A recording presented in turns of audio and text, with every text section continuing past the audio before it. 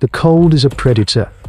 It stalks the clan in their sleep, stealing the warmth from the young and the very old. It leaves a fine, white dust on the mammoth-minus hide shelters, a dust that does not melt when the pale sun shows its face. The world of these early humans is shrinking, the green bled from it day by day, replaced by the brittle grey of frost-minus stiffened earth. Biolo, the elder, gnaws on a strip of dried meat, his jaw slow, his eyes fixed on the northern ridge where the glacier's white teeth are already chewing on the pine forests. He sees them and it is a simple, same thing, an inevitability etched into the long story of hominid history. They have always lived in this valley. They will die in this valley. Kale does not see the end. He sees the mountain that moves. He sits apart, his gaze tracking the herd of Argentinosaurus as they strip the last of the high branches from the conifer trees. The clan calls them the river-backs, for their hides are the color of slated mud, and their passage through the valley carves new paths as surely as a river in flood.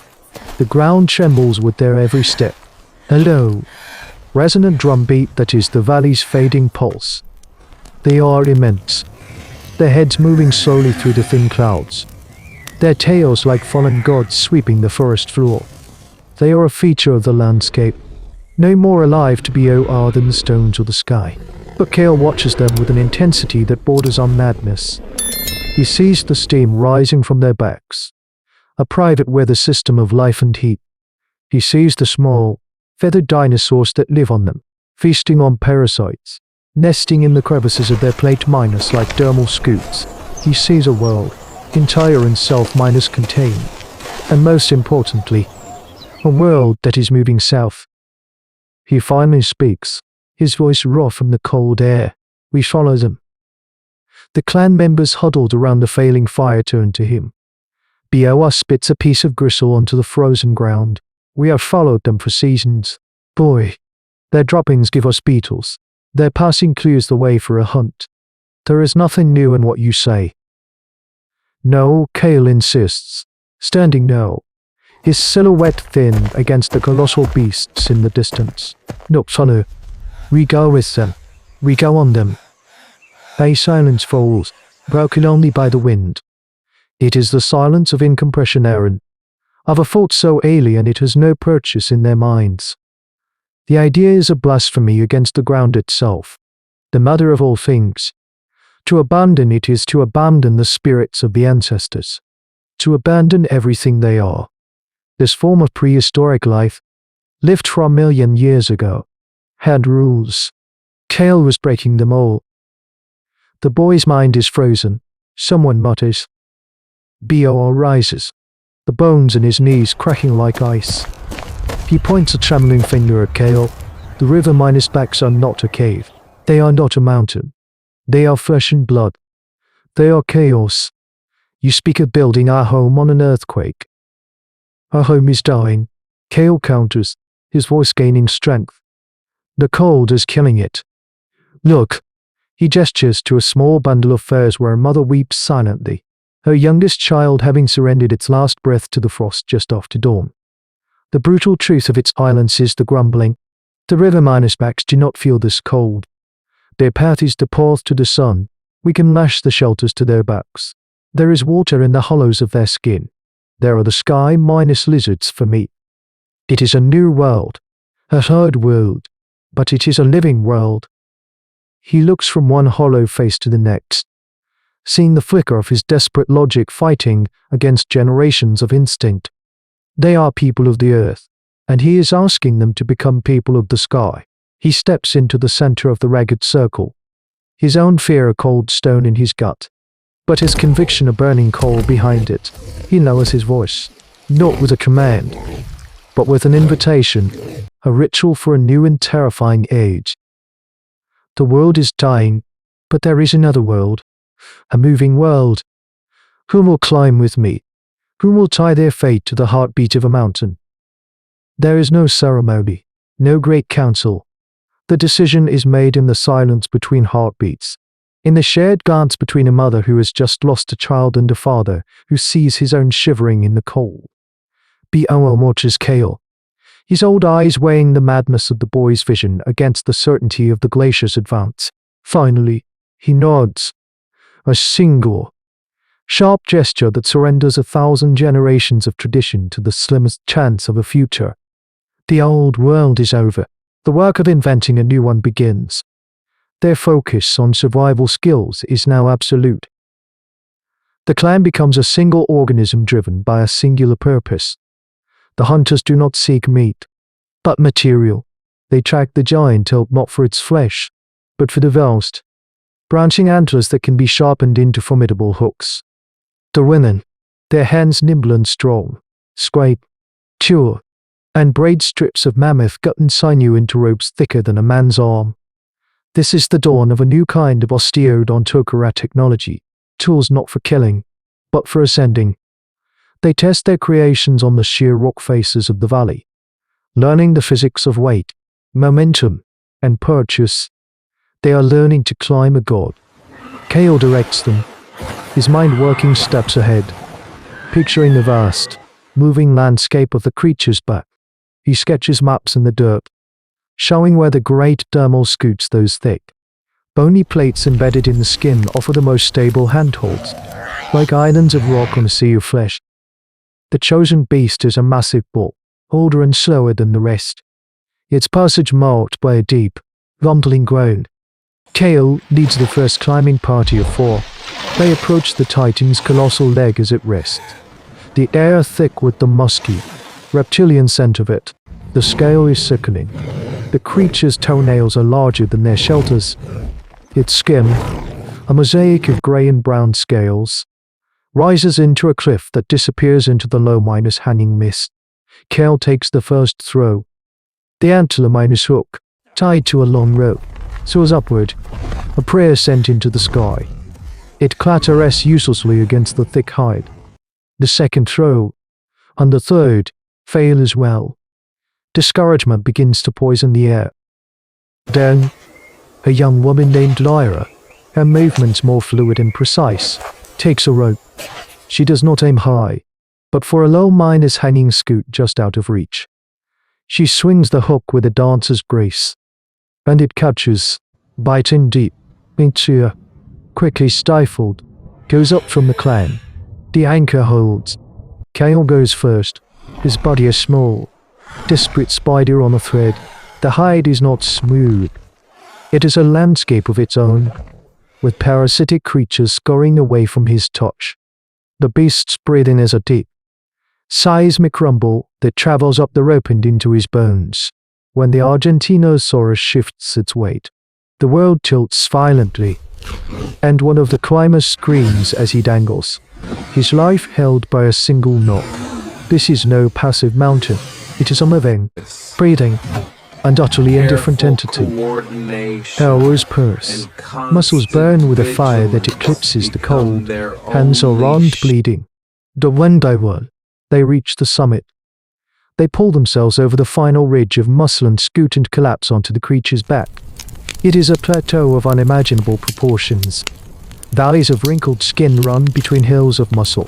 Pools of rainwater, teeming with strange larvae, have collected in depressions. The air is different up here, thin and tasting of the sky. Far below, their clan looks like a scattered handful of pebbles. They have done it. They stand on the back of a moving island. Pioneers in an age of prehistoric life where even the ground beneath their feet is no longer a given. The work is not over. It has just begun. They secure the ropes, creating a lattice of lifelines. And a great, slow process of moving an entire people from the dying earth to the living sky commences. Life on the living island finds a new rhythm. It is a world dictated by the Titan's colossal heartbeat and the steady, swaying gait of its journey south. The clan learns the geography of their new home, which of the deep wrinkles in the hide hold the sweetest water after a rain, which of the parasitic insects are edible, and where the swarms of pterosaurs are most likely to roost, offering a dangerous but vital source of meat and eggs. They perfect their osteodontocratic technology, creating lighter, more efficient tools from the bones of their flying prey. They are becoming a new kind of people, a culture born between the back of a beast and the roof of the sky. A strange and unprecedented chapter in the story of human evolution. But their sanctuary is a myth. The valley they left behind had its dangers, but they were known. Here, on the open plains of this ancient earth, they learn they have not escaped the old predators. They have simply attracted a more ambitious kind. The hunger arrives on the third moon of their journey. It comes not as a single hunter, but as a pack of Giganotosaurus. They are immense, sleeker and more predatory than the lumbering Tyrannosaurus rex of their ancestral legends.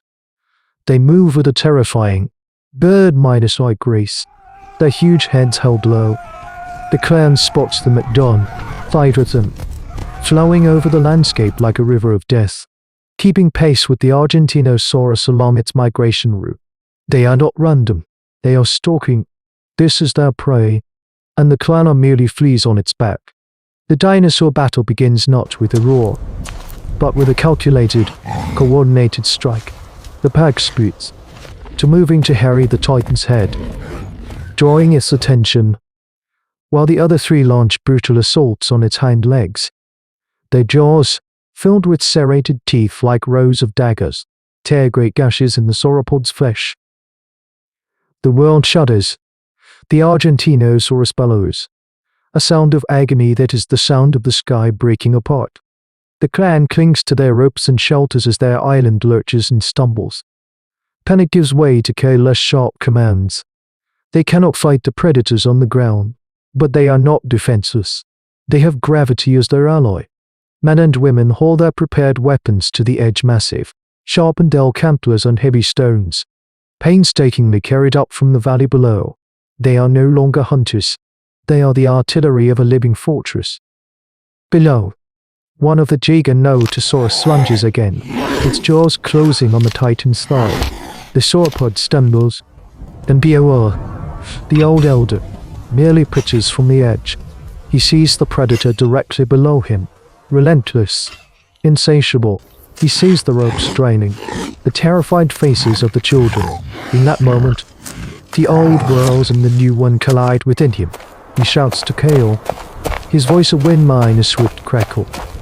The leg, he cannot walk if they sever the muscle, with a final, great surge of strength that belongs to a man half his age. He shoves a precariously balanced boulder, the largest they have, over the precipice. The rock plummets, striking the Giganotosaurus on its spine with a sickening crunch. The beast collapses, roaring in fury and pain. But the effort costs Beowulf his balance. He teeters for a heart-minus stopping second. His eyes meeting Kale's, a look of grim, final understanding passing between them. Then he is gone. A sacrifice to the brutal calculus of this new life. His fall is the turning point. The clan, galvanized by his act, rains down a storm of sharpened stakes and stones, driving the wounded pack back. The Giganotosaurus retreat, leaving one of their own to die. But the clan knows they will return. They have won, but the cost is a fresh grave in the endless sky. They do not mourn Beowulf with fire.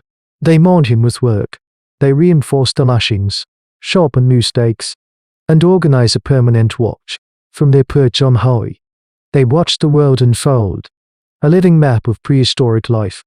They see herds of triceratops clashing on the plains, great flocks of pterosaurs darkening the sun, and the distant shimmer of a great southern sea.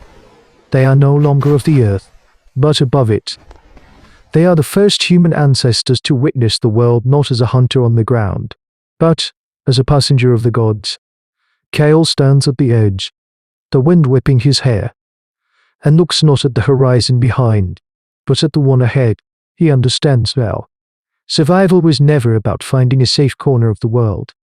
It was about having the courage to climb onto the back of chaos itself and steer it toward the dawn.